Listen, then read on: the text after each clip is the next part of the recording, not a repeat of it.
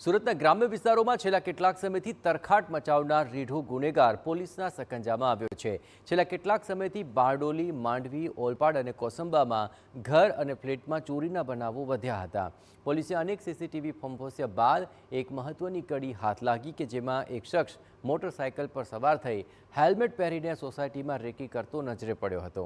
Technical surveillance અને human ઇન્ટેલિજન્સની મદદથી પોલીસે આ શખ્સની ઓળખ કરી અને મહારાષ્ટ્રના નંદુરબારના કુખ્યાત આરોપી જીમીની ધરપકડ કરી છે। પોલીસ તપાસમાં સામે આવ્યું કે આરોપીએ 100થી વધુ ઘરફોડ ચોરીને અંજામ આપ્યો હતો અને ચોરીનો મુદ્દામાલ દિલ્હીમાં પોતાના નિવાસ સ્થાને રાખ્યો હતો।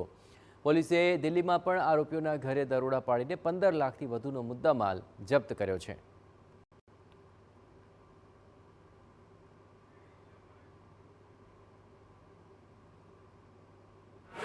18,82,630 રૂપિયાનો મુદ્દામાલ રિકવર કરવામાં આવેલો છે। આ જિમ્મીને પકડી અને એને વ્યવસ્થિત પૂછપરછ કરતા એને બારડોલી, માંડવી, કોસંબા, ઓલપાડ, કામરેજ, ભરૂચ વિસ્તારમાં તેમજ રાજસ્થાનમાં કરેલ ટોટલ 15 નોંધાયેલ ગુનાઓ ડિટેક્ટ થયેલ છે અને આ સિવાય એને બીજી પણ 8 જગ્યાએ ચોરી કરેલ હોવાનું કબૂલાત કરેલ છે। આ જિમ્મી ઉર્ફે દીપક શર્મા અગાઉ 75 ગુનાઓમાં સંડોવાયેલા હતા।